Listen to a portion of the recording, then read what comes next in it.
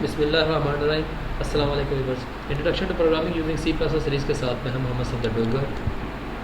तो व्यूअर्स, आज के लेक्चर के अंदर हम देखेंगे कि अगर हमने एक स्ट्रिंग ली हुई है या कोई अरे ली हुई है नेम की, तो उसको कैसे एक्सेस करेंगे यूजिंग पॉइंटर वेरिएबल।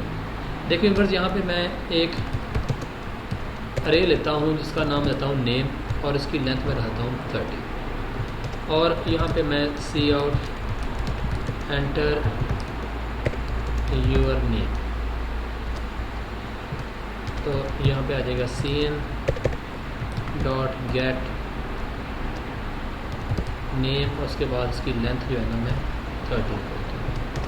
तो यहाँ पे अगर मैं इसको शो करना चाहता हूँ सी आउट यू एंटर्ड, यहाँ पे आ जाएगा नेम।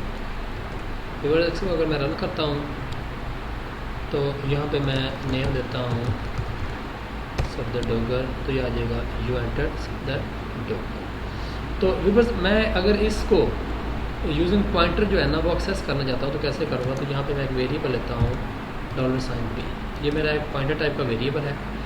तो इसके अंदर हम इसको एक्सेस करते करेंगे p इज इक्वल टू, यहाँ पे आ जाएगा नेम आ जाएगा, और उसके बाद यहाँ पे p को जो है ना मैं एज ए आउटपुट जो है ना वो शो कराता हूँ।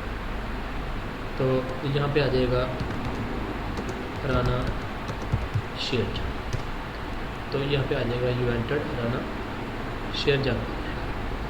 तो ये तो था व्यूअर। देखा अगर आपने क्या की, एक रे ली 30 करेक्टर की, उसके बाद एक पॉइंटर वेरिएबल ले लिया और यहाँ पे आपने समझ लें कि using cin dot get के थ्रू आपने एक अरे जो है ना नेम की अरे ले ली और उस नेम की अरे को आपने पॉइंटर के थ्रू पास करवा दिया, और उसके बाद इसको आप जो है ना यहाँ पे शो करवा देंगे। तो ये तो था तरीकाकार व्यूअर्स कि कैसे आप यूजिंग पॉइंटर जो है ना किसी स्ट्रिंग को एक्सेस कैसे करते हैं। तो मेरे वीडियो देखने का शुक्रिया। मेरे चैनल को सब्सक्राइब करना ना भूलें ताकि मेरी आने वाली वीडियो का अपडेट आपको मिलती रहे। तो नेक्स्ट लेक्चर था, बाय और